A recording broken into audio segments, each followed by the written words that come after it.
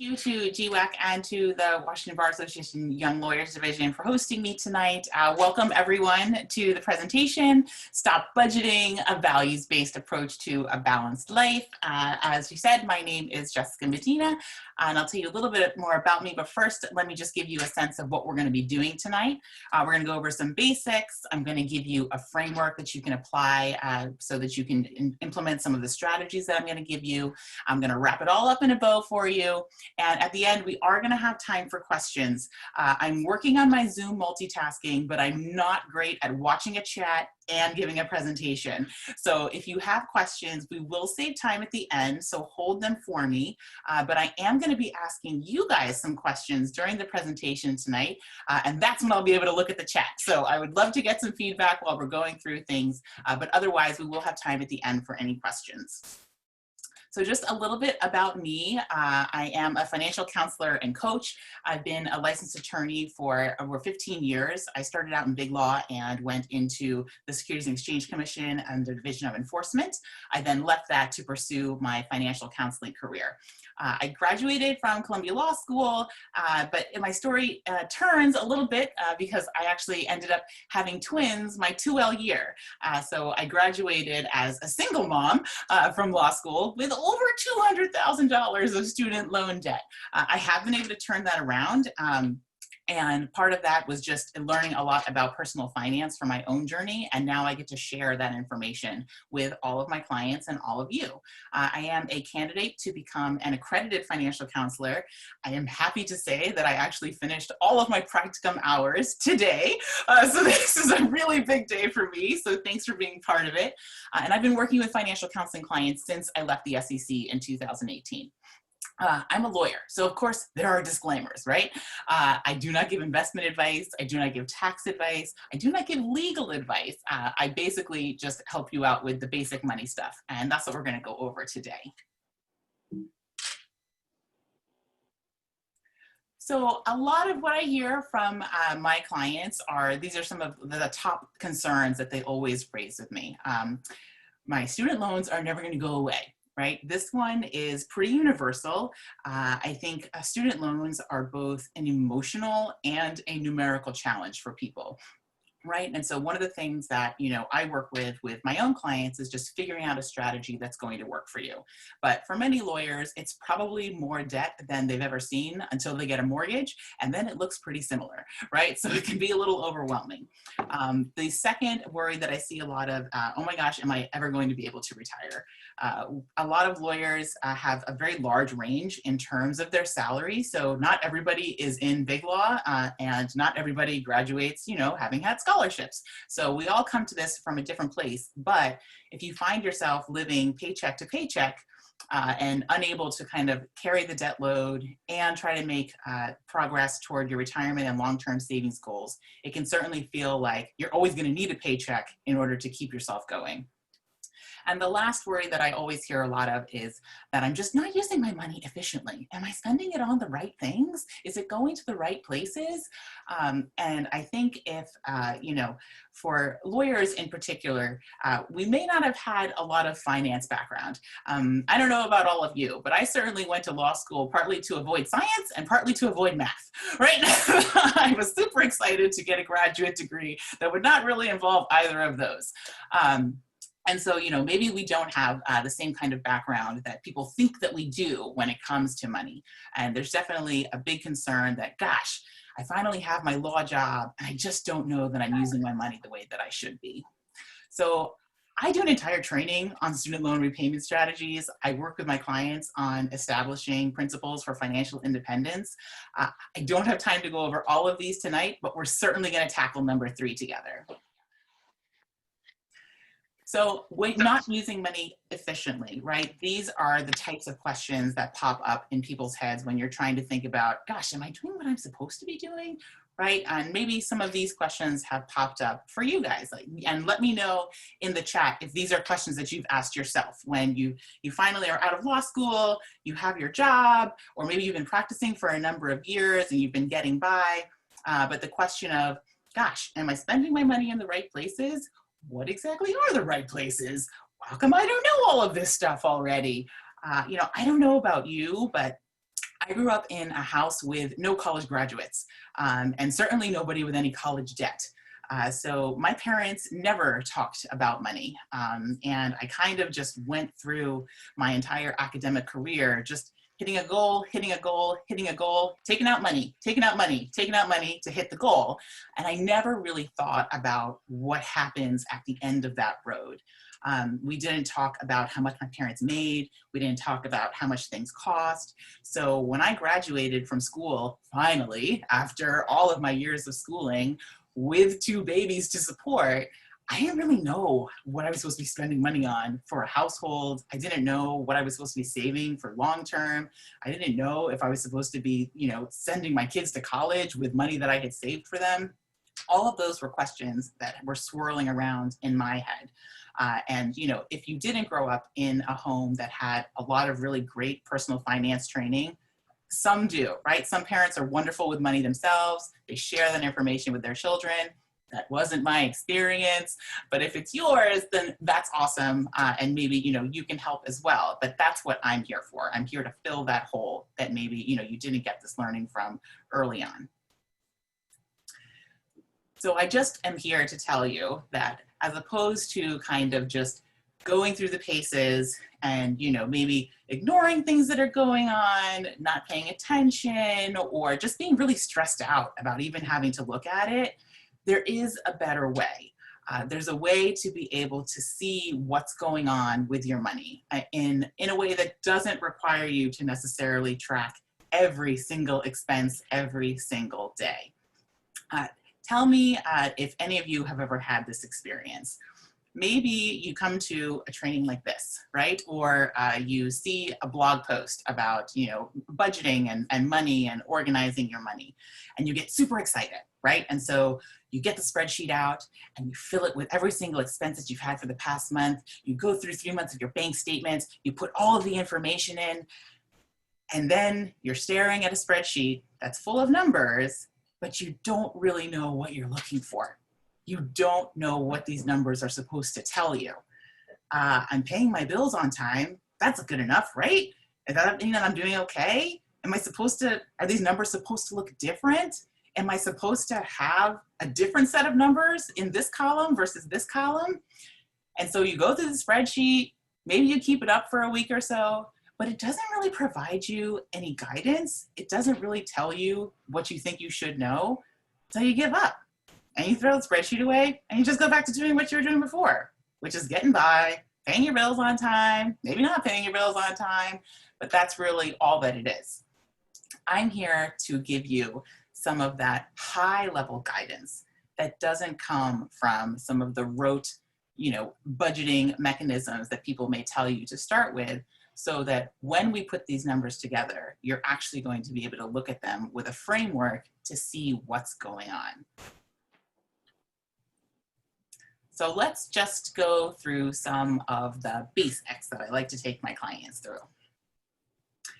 The balanced budget. Some of you may have heard of this before. This idea actually started with Elizabeth Warren. She wrote a personal finance book in 2005 called All Your Worth, The Ultimate Lifetime Money Plan.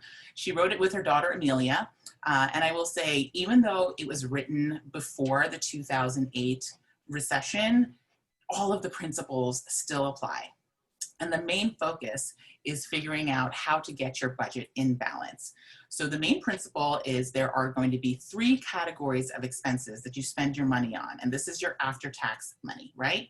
And you split it up into your needs, your wants, and your shoulds. So your needs should be 50% of your after-tax spend, okay? And that covers everything from housing, utilities, insurance, groceries, anything that you basically need to survive, right? Your transportation, and also things like insurance and your minimum debt payments, right? The amount that you have to pay without having to pay a penalty or something like that, and any other legal obligations that you have. So if you pay child support, or if you have other contractual obligations that you're basically obligated to pay, that goes into your needs category. Your wants category should be 30% of your after-tax income. So that's all of the fun stuff, right? Any luxuries that you like to get for yourself, or eating out, travel, gifts, entertainment, all of that kind of stuff. That goes into your wants. And then your shoulds are the last 20% of your after-tax income. And your shoulds are exactly what they sound like, things that are going toward your future. So any pre-tax or post-tax savings that you do, or extra payments that you make toward debt above and beyond the minimum, all of that counts in your shoulds. So that's the basis for the balanced budget. You guys may have heard of it before. It's the 50-30-20 rule. I like it because it gives us a framework to start looking at what's going on with our money, so that we're not just looking at a spreadsheet of, line item expenses, not really knowing what to do. It gives us a little bit of guidance. A caveat for all of you. These numbers are benchmarks, okay? They're guidelines. If you are not hitting these numbers exactly, it doesn't mean that your life is over. In fact, for most of your life, these numbers may not make perfect sense for you. There are certainly times in my life, I call it seasons of debt, where these numbers did not match up at all to what my life looked like. But it was something for me to strive for. And it helped me figure out, wow, why do I feel like things are tight? Or why do I feel completely deprived? Those kinds of feelings can be, it basically just gives us a way to give voice to why we're feeling a particular way about the way our money is working for us, and helps keep us on track. So the goal is always to just kind of be aiming for a balance that looks something like this, but at any point in your life, these numbers could look very different, and that's okay. The idea is always just to keep striving and to make sure that we're checking in with ourselves to see if we're in a comfortable place and feeling balanced for our current circumstances. So let's talk a little bit about what it looks like when we are a little bit off balance. So when you have your needs, the needs part of your budget, right? The money you're spending on all those things you basically absolutely have to spend your money on. When that's above 50% of your after-tax income, things might feel a little tight. You're gonna have most of your money going to bills that you absolutely have to pay every month. You may not have a lot of, things that you get to spend money on that are just enjoyable. These are bills that happen every month. You don't have a lot of control over them, so that can feel very constrained. You also may not be able to put a lot of money toward those shoulds. So you might not be saving a lot in an emergency fund. You might not be saving a lot toward retirement or toward college expenses for your kids. And also you might not be able to pay down your debt as much as you like. Now, given this is the DC metro area, I'm going to be honest, it's very, very hard to hit these numbers specifically. But again, right, guidelines, benchmarks, that's how we're going to use them, and we're going to be striving for that. But going back to the needs, when it's less than 50%, right, let's say that you're living really, all of your basic needs are met by less than 50% of your take-home income. That's pretty good, right? You're probably not keeping up with the Joneses. You are living already well below your means, which also means that you have, extra money to spend on all of those luxuries that you really enjoy and put money toward your future. But, whether that is feasibly possible given, where you are in your life, where you are with your debt load, where you are in terms of the cost of living in your area, if you can get it under 50%, that's amazing. And if you can't, well, that's something that we work on. Moving on to the wants. If you are spending more than 30% of your after-tax income in the wants category, you're probably living a really nice life, right? You're probably really enjoying yourself.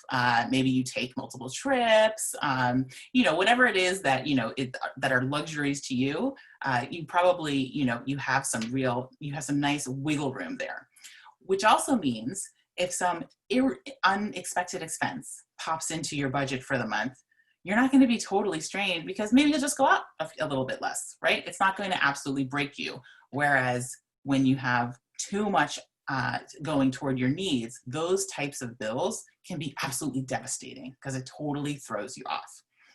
When you're spending less than 30% on your wants, you might feel a little deprived, right? You might feel like, wow, I work really, really hard and I don't feel like I get a lot of joy out of what I spend my money on. All of it is just going to all of those things that I am supposed to be spending my money on. So something to watch out for.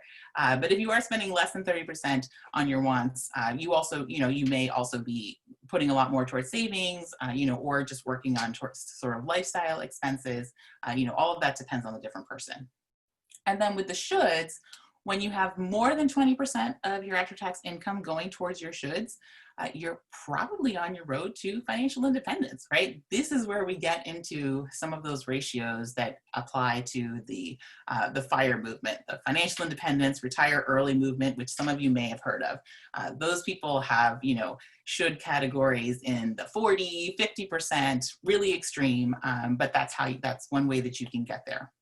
But it also means that you're socking away a lot of money for your future, whether that's paying down debt aggressively or, really being aggressive in terms of saving for those long-term goals. That's what happens when you have your should category, up above the 20%.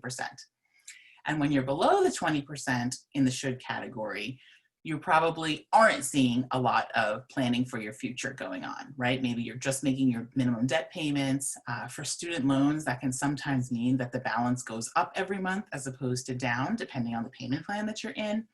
It may mean that your retirement accounts aren't growing very quickly and you may not have as many years toward the end of your career to try to build that up.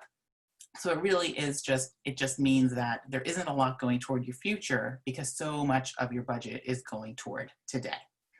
So again, guidelines, benchmarks, but something to think about while you're looking at your own numbers. So let's take a look at how we figure out our own numbers, right? So where do you stand? What is the math? What do we have to do?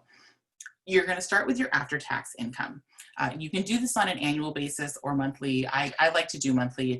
I think about things on a month-by-month basis, possibly because I'm a financial counselor, but that's just how my brain works. So, you can, depending on how often you get paid, you can figure out what your monthly after-tax income is. You want to add back in any pre-tax deductions, right? So you're going to get credit for any pre-tax contributions you make to retirement, or if your employer matches any of those, you want to add that stuff back in because that's kind of, that's money that you do earn. You just happen to put it toward things before you get to see it as part of your take-home pay. So we want to get a very clear picture of what your after-tax income actually looks like. And then you're going to calculate your expense categories, right? You're going to take a look at your spending. You're going to figure out which parts of your spending are actually needs-based spending versus wants-based spending versus should spending, right? Including any pre-tax retirement contributions that you're making. Those are shoulds, right? And then you're going to divide those categories by your after-tax income, and that's going to give you your ratios. And it's going to tell you how close are you to the 50, 30, 20 that we were talking about, and what different places might we need to make adjustments in order to try to get closer to that nice balance. So if you do the analysis and you see that your ratios are way far off from the 50, 30, 20 goal that we're trying to go toward, what do you do? How do you get into balance? What are you going to use? The technique that I like the most is values-based spending. So values-based spending, right? We're all lawyers. We all know what the words mean. You may have heard of this before, but instead of just kind of talking to you about what it means to spend money on your values, again, I want to provide you a framework so you can actually take these principles and then go home and apply them to your own numbers, to your own situation. Basic principle for values-based spending. This is something I tell all my clients. You can spend your money on anything, but you just can't spend it on everything, right? This principle applies for so many things, right? Time, energy, resources. We don't have unlimited resources, so we are going to have to make choices. And it's not my job to tell you where to spend your money. That is not how I work with my clients. But it is my job to make sure that you're spending it where you want to be spending it, right? And that won't be everything. Unless you have unlimited resources, then you probably don't need this training anyway. But if you don't, then we're going to have to make some choices. So how do you make those choices? We're going to figure out what you value most. So this is a little exercise that I take my clients through. You need to take a look, and we're going to pick your top 3 values. I have a bunch that are listed here. This is not an exhaustive list by any means. I'm sure that you guys can think of a number of values that are not even listed on here. But if you are feeling bold and are willing to share, I would love to hear what some of your top values are. You don't have to pick all 3 right now, but if you want to pop into the chat any values that jump out to you as something, you know, that's really part of your core, something that you really believe in, something that you really put on, that you know, place a lot of value on, right? And while we're waiting for people to get up the bravery to pop something into the chat, I do want to take you through how I approach this. I've done it a couple of times through my life, and I did it most recently after I had left law and had become a financial counselor. I actually did it with my husband, which was fascinating because we don't share the same values. But mine came out: children, career and achievement, and freedom. Children, definitely, my boys are 17 now. It's been a while, but their progress and their prosperity is still very important to me. So it's certainly a top value for me. Career and achievement, I love working and I love loving my job. I used to love law and I fell out of love with it, but I love financial counseling. I really do feel like I found my actual passion. So being able to spend time and energy and money, you know, on my career as a financial counselor makes me feel great. And freedom, I'm not talking about like Braveheart, like freedom. I'm talking about time freedom, right? Being able to wake up every day and decide exactly how I want to spend my day. This is a far cry, right, from having a law practice and having clients and waking up and serving partners and, you know, all of these other things that were really part and parcel of the practice of law.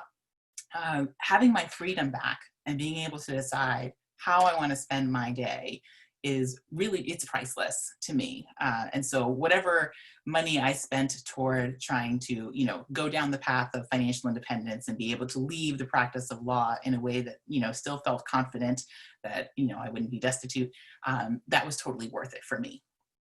But we do have some shares. It's so great to see these. Oh, kindness and community, love it. Spiritual growth, yes, absolutely. I have God and family. These are often, you know, top priorities for people. And with my clients, you know what? Tithing and, you know, giving back to their church or their spiritual community is a value, and we put it into their budget. That's how it works. Security, family, and freedom, love it. Travel, spiritual growth, security, yes. A lot of common threads here, but this is great to see, and certainly things that we could absolutely work into the budget, right? So what's the framework? We are going to work on funding your values. So you're going to pick your top 3 values, and I absolutely suggest that if you have a partner that you do this together, not like comparing values while you're going, do it separately, but then bring them together and see how many of them match. Oftentimes, right, you and your partner will share at least 1 or 2 values. I will say between my husband and I think we shared kind of one. Mine was children, his was family, which were kind of similar. But all the other ones were totally different. But, you know, we both do competitive karaoke. So we share a really core value in, you know, fun singing with costumes and skits. But it's a really great exercise and really does help you kind of open up the conversation with your partner about, you know, what you want to do with your finances and what you want to do with your other resources. But so once you've figured out what your top 3 values are, let's figure out how much you're actually spending toward those values, right? So you're going to go back through all those numbers that you pulled together and figure out how much of your budget is actually going towards those top values.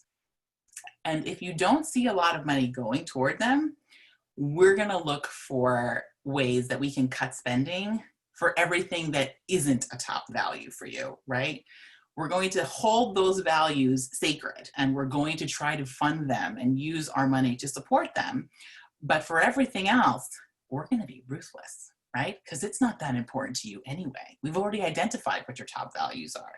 So if the spending isn't matching up with something that's really important to you, we're going to get rid of it so that we can put more toward travel, so we can put more toward spiritual growth, so we can put more toward security, right? That's how we're going to figure out where the cuts are going to be. And we're going to check in periodically.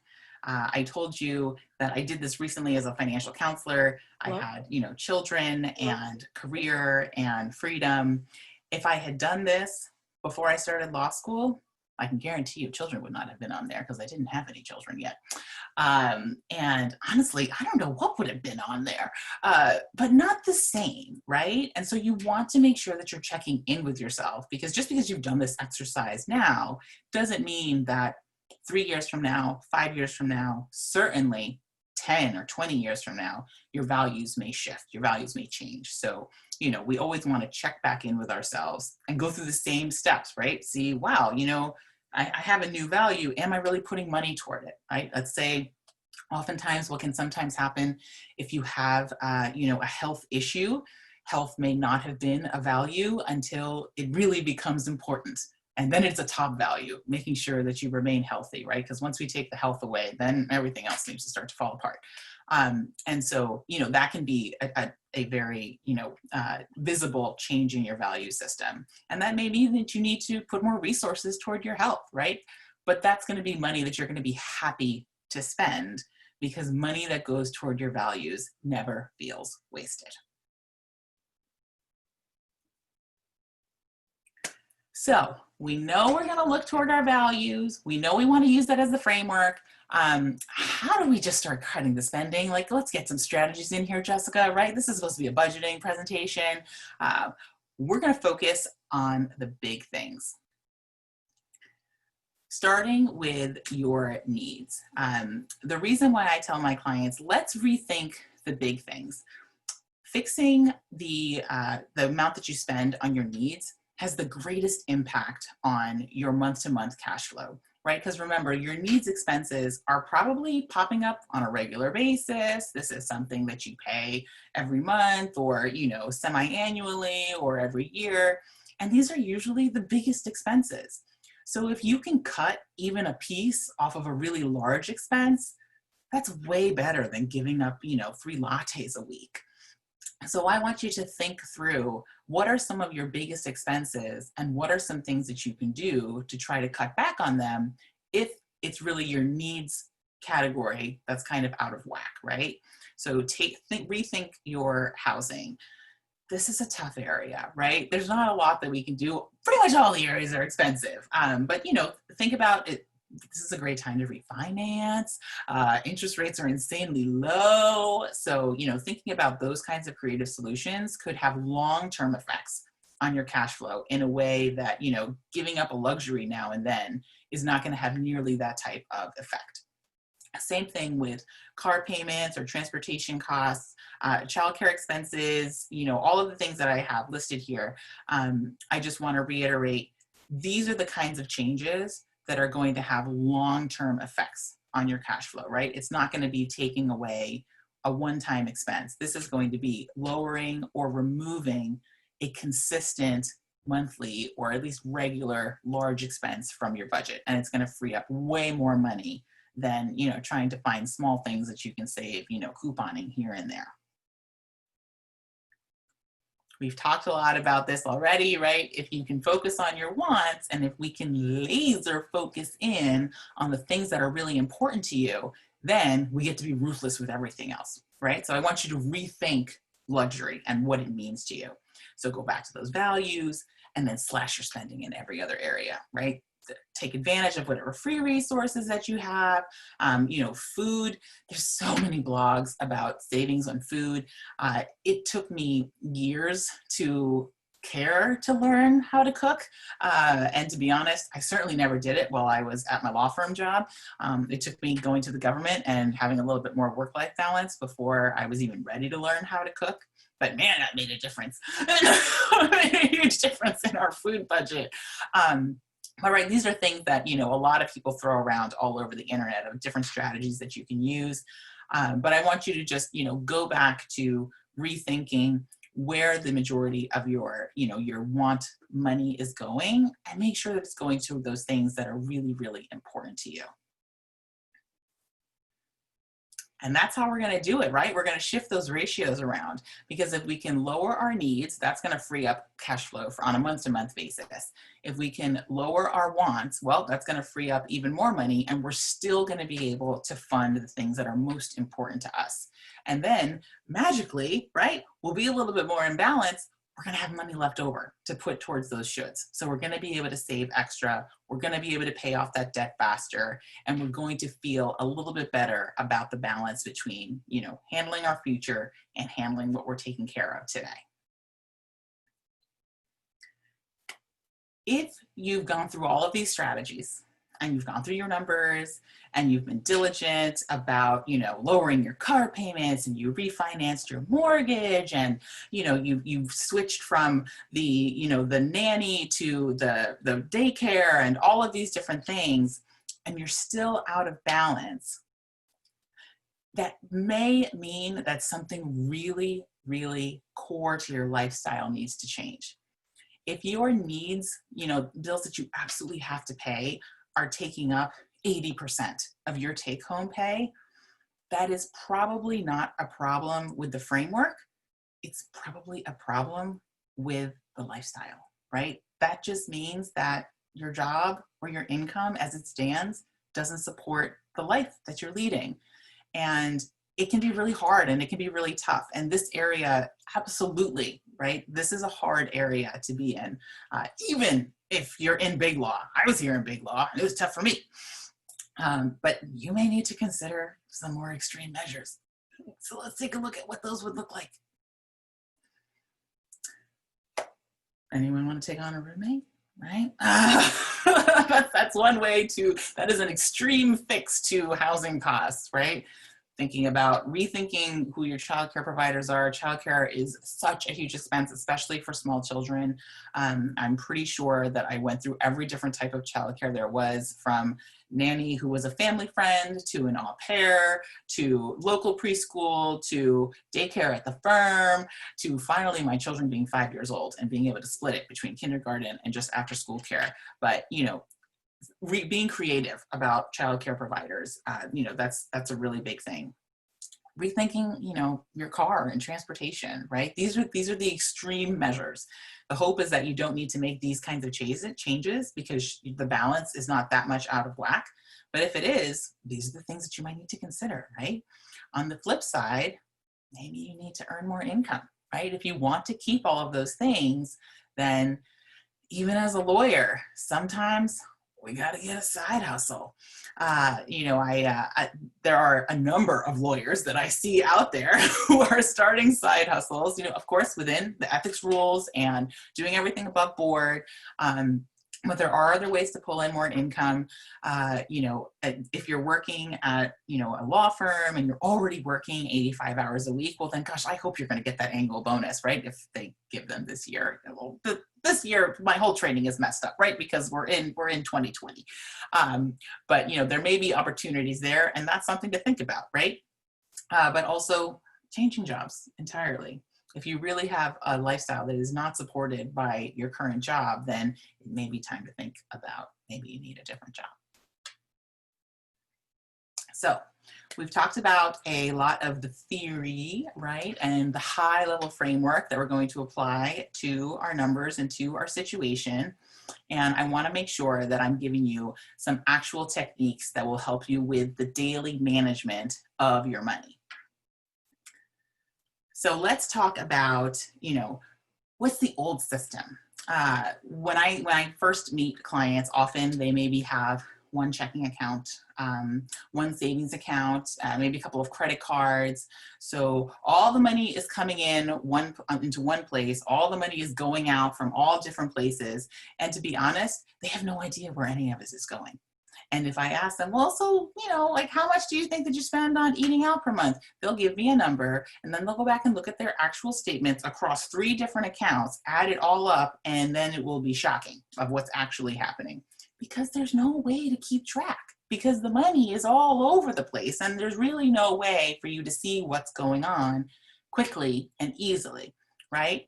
So when a bill comes due, especially if it's one of those weird irregular bills that you only have to pay like once a year, like your bar dues, right? Those pop up and it's just like, oh, wait, where am I going to find this $350? I don't normally have $350 sitting around. So, you pay it, but you hope that it's going to work out, and you're not really sure because you'd have to do 55 different calculations to figure out what's actually going on in your checking account, because you have bills that haven't been paid yet, you have some that are pending, you have the ones that you already have going out, you have income coming in maybe in another 2 weeks. It's just too complicated because everything's happening in one place.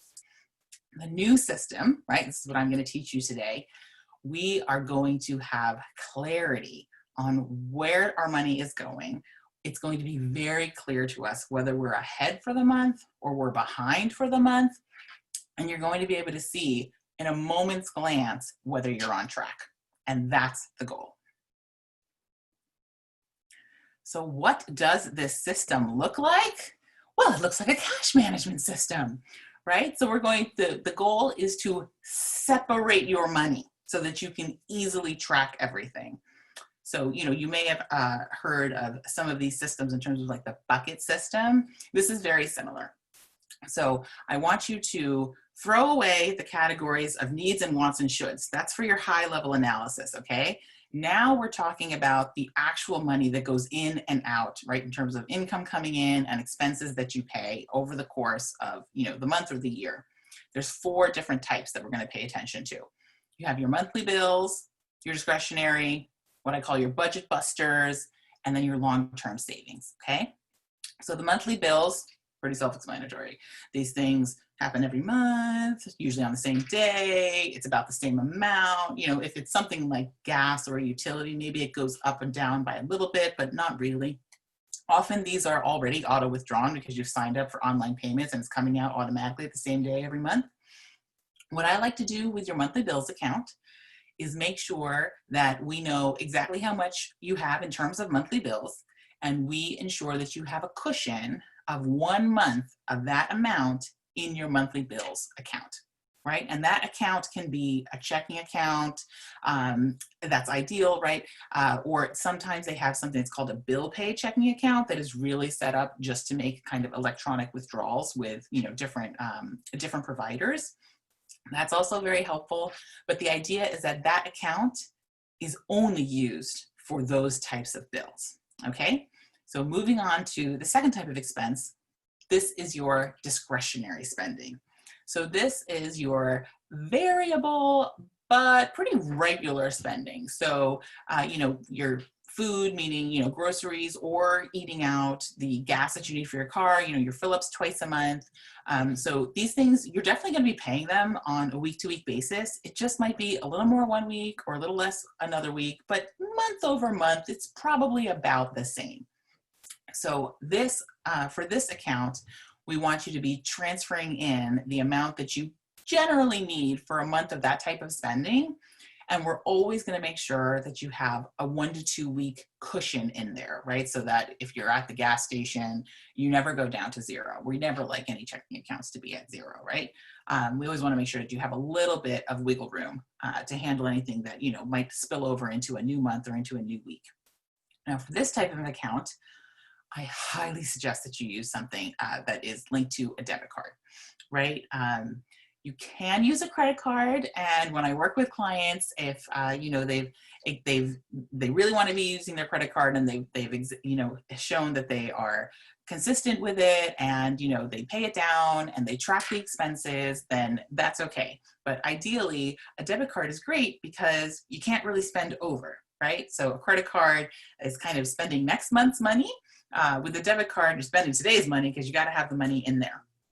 So that's ideal for this discretionary spending. It really helps you see how much money is going in and out on your kind of that regular but variable spending that you're doing week in and week out, and helps keep you on track, right? You get to set a limit.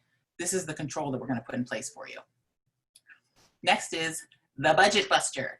These are those weird, irregular, but totally expected bills, right? That come around every 6 months, every 3 months. I don't know, I have to pay my water quarterly, and I used to be surprised by it every time I got it because it was over $200. And not so much, you know, from month to month, but when you get a $250 bill, it just doesn't feel very good. But it feels really good if you're prepared for it, right? So, but think about things like your insurance bills or car repairs, or taking your pet to the vet. I have a cat and she's old and very expensive. So it hurts my heart every time I have to take her in. But I know I got to take her in because she's a senior cat. So she's going in at least twice a year, and I can plan for that. Okay, and the types of accounts that we want to use for these types of expenses are generally high yield savings account, right? So that's a savings account that under normal times would be something above 1% in terms of interest. But since we're in COVID and interests are so low, none of them look like high yield. But you actually want to try to set up individual savings accounts matched to each individual expense. So I have clients that have upwards of 10, 20 different mini savings accounts. One is for car repairs, one is for clothing, one is for holiday shopping, because then they can see exactly where they are for all of those different expenses without having to wonder, well, do I have enough for Christmas presents and fixing the car? There's no calculating needed if we separate it out. And there are a bunch of online banks that will do that for you electronically. So Capital One and Ally both have systems where you can set up as many savings accounts as you want, and it isn't really, you know, counted as, you know, extra accounts. They all kind of flow into the same one, but you can see it, and it's separated for you on their app so that you can really track what's going on. And with those, instead of paying my $250 water bill once a quarter, I'm going to sock money away every month to get ready for that bill. So I know exactly how much I need to have in there when the water bill comes due, and when, why? Because it's sitting there right in my water bill savings account. Move that over to my checking, paid the bill, boom, boom, boom, I'm done. I feel like I'm good until the next quarter, which I have a plan for, right? The last types of accounts are for your long-term savings. So these are savings for any goals that are basically more than 10 years away. We do include your emergency fund savings in here. The hope is that you never have to use it, but we do consider it, you know, your long-term savings as opposed to money that's going to be spent. Also, any savings for retirement or college savings or things like that. So the types of accounts that we use for those, for your emergency savings, this has to be a regular savings account, right? Because you need to have access to that money. It can certainly be a high yield savings account, and I would absolutely suggest it because your emergency fund will probably have thousands of dollars in there, and you don't want it just sitting there not doing any work, but you do need it in an account that you can actually get to in an emergency, right? So you don't want to lock it up in, you know, an investment account that might take a couple of days to get the money out to you. You don't want to put it anywhere where it's at risk. You really just want it sitting there and ready for you in case there's an emergency. And lastly, for those long-term goals, other than your emergency savings, right? These are still goals that we're talking about that are more than 10 years away. You're going to want to be looking at investing, right? We're going to need some growth to take care of those. And there's all different types of investment accounts. I don't have time to go through all of them during this training. I certainly take my clients through an investing primer to kind of figure out what kind of accounts might work for them. But you do want to be thinking about things beyond just regular savings accounts when you have goals that are more than 10 years out. So let's talk about some of the different types of savings accounts, right? We were talking about short-term savings. So this is basically anything that you're going to use in the next 5 years. That also includes your emergency funds because you could possibly need to use it tomorrow, right? But also those budget busters, if you're saving for a down payment for a house, if you're saving up for a wedding, or saving for a car, anything where you're actually planning on spending that money in the next 5 years, you want it to be in something that is very safe and fairly accessible, right? So you can actually get access to the money when you're ready to pull the trigger. So the different types of accounts that work for short-term savings goals, high yield savings accounts, I talked about a little already. These are basically just savings accounts that are different than your typical Bank of America checking plus savings account. A high yield savings account hopefully has an interest rate that is above 1%. They used to be hovering around 2% during normal times, but since the interest rates fell through the floor, it's really, really hard to find anything above 0.5%. So if that's what you're seeing, that's actually a high yield savings account for these times. But there are a bunch of online banks that offer them. Online banks often have better rates because, number one, they don't have any brick and mortar banks that they have to pay for, and the overhead is lower, but this is kind of their niche market. So that's a great place to look for a high yield savings account. But also you could look into money market accounts. So money market accounts are basically savings accounts, but they also have check writing privileges. So for a typical savings account, you can't like pay bills right out of your savings account. You have to pay it out of your checking account. And you also can only make 6 withdrawals per month. And that's part of the FDIC's rules because it's not a transaction account, it really is for growth. So they have limits on how many transactions you can have per month. But with the money market accounts, although you may have the withdrawal limits, you can also get some check writing privileges. So you can't maybe able to, write a check for the down payment for your car from the money market account.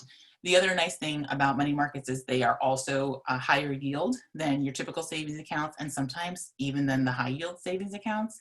The downsides are that money market accounts often have a very high minimum balance requirement. So they may require you to keep $5,000 in there in order to qualify for that kind of an account. But it's a great rate if you can get it. Certificates of deposit are a bank instrument, and they are basically a way to lock up your money for a certain amount of time, but in order to get a slightly better interest rate than you could from a high yield savings account. So again, right now, because interest rates are so low, it's really, really hard to find conservative, safe investments that pay any sort of return because they're all in the basement right now.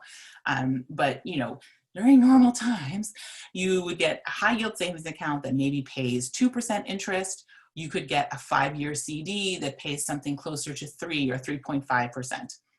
So if you know that you are not going to need that money for at least 5 years, let's say you're in a PhD program and you're living in a city where a car doesn't make sense, but you want to save up for a car, you could put your car deposit money in a CD and it will grow at 3 to 3.5%. You just won't be able to use that money before the 5 years are up without paying some sort of penalty. But so CDs are great in terms of safe, guaranteed returns on your money, but you just don't have access to that money during that time period without a penalty. So whenever you're looking at short-term savings, you always want to be looking at highly conservative, right? Those super safe investments, whether those are bank instruments that are 100% guaranteed, like the savings accounts and the money market accounts and the CDs, or if you do get into the investing world, you would only be looking really at things like treasury bonds or other government bonds because those have a fairly guaranteed rate of return. Right now, they're pretty much in the toilet because everything has, anything that's safe is not really returning anything at all. But that's where you would want to be putting any money that you're going to need in the next 5 years. For the long-term savings, right, these are the things where you have the goals that are more than 10 years away. So typically retirement, college savings, things like that. The different types of accounts, there are so many, but what you guys are probably most familiar with are looking at things that are offered through your employer. So a 401k, a 403b, maybe even a Roth 401k. Other than the Roth 401k, all of those retirement accounts should have really great tax benefits. So just talking about the 401k, that is a tax advantaged retirement account that is specifically designed to help you, number one, lower the taxes that you pay now, and number two, have that money grow tax-free in a special retirement account. The only downside is that when you retire, you got to pay taxes on any money that you take out of it. There are a million rules about how 401ks operate and all of that. But what's really important to remember is that, especially if you are a high income earner, it really is particularly helpful in 2 ways, right? So because you're putting money in pre-tax, you can save money on your own taxes that you may owe. Number two, maybe you get an employer match. And if you put money in, your employer puts money in. So that's just free money. We really, really, really like free money. Always take that. And then third, it's growing in the account tax-free. There's only so many places where money grows tax-free. So we like to take advantage of those kinds of opportunities when we can. The Roth 401k and the Roth IRA are a different type of retirement account that takes your after-tax money and saves it in a tax-free account. Okay, so it's a little bit different in that you don't get the tax advantages today.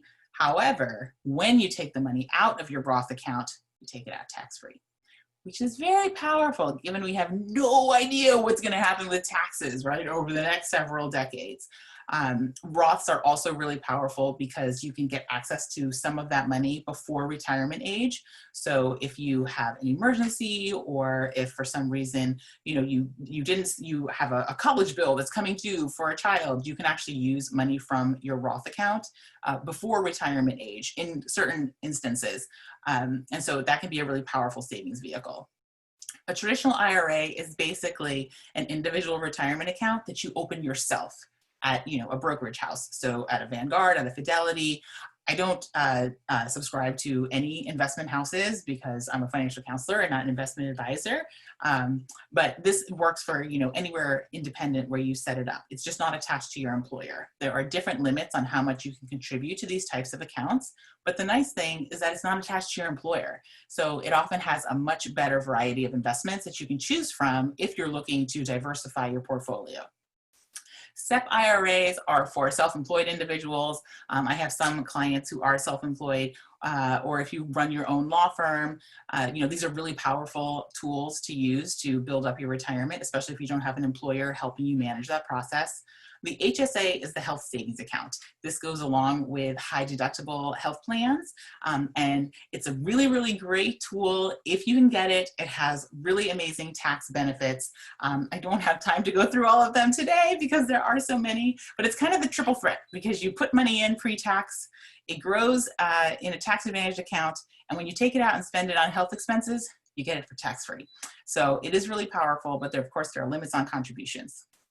College savings, you guys may have heard of 529 and prepaid tuition plans. The 529 is basically another investment account.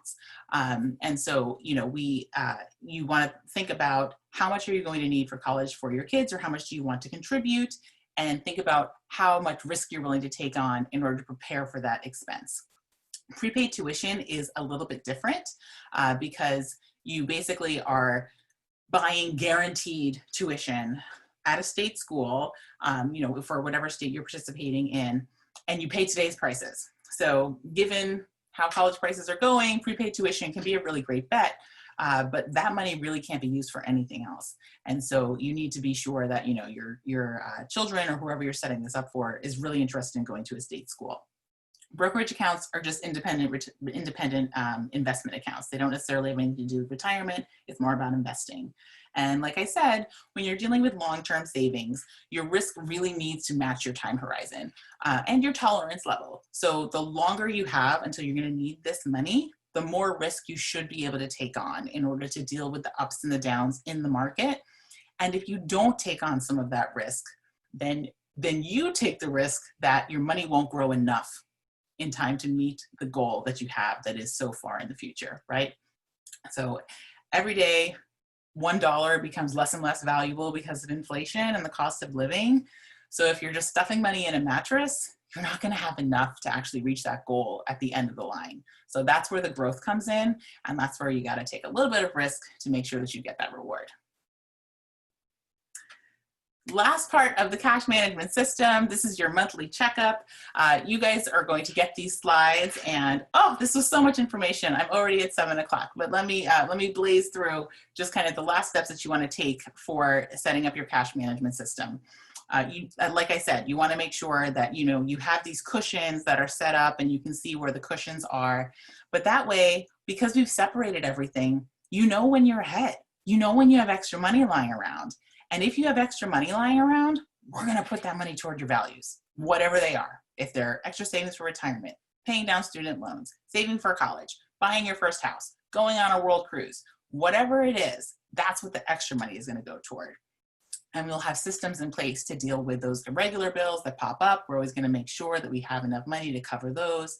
And with your long-term savings accounts, we do want to make sure that we're checking them at least on an annual basis, because like I said, your risk level needs to match the time horizon of when you're going to need the money, right? So you don't want to be in a super risky investment if you're going to need that money next year. You want to make sure that you are slowly getting more conservative as you get closer and closer to needing that money. And that's going to require a little bit of work on your part to make sure that the risk actually matches up with where you are.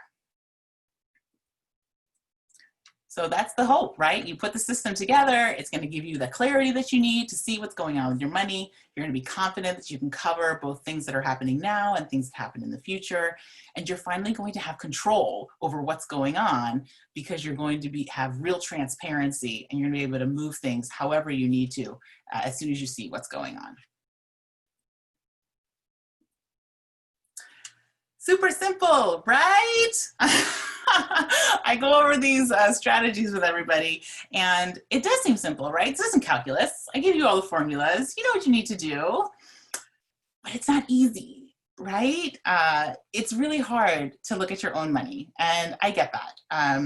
Most of my clients never looked at their own stuff before they came to see me, but that's what I'm here for. I'm here to get you past the thoughts of, I'm never going to get these things to fit the ratios. I don't even want to look at my numbers. Oh my gosh, I'm terrified.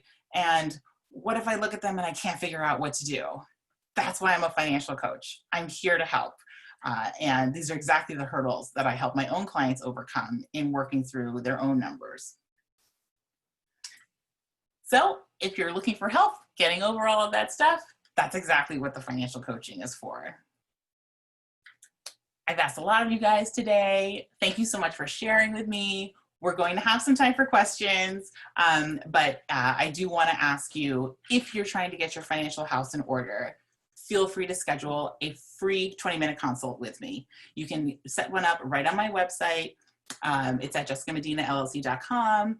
And if you're not ready for that yet, just connect with me on LinkedIn. I'm in there. I'm posting. You can DM me. It's super easy. You guys are all on LinkedIn already, but I do want to make sure that we get time for questions.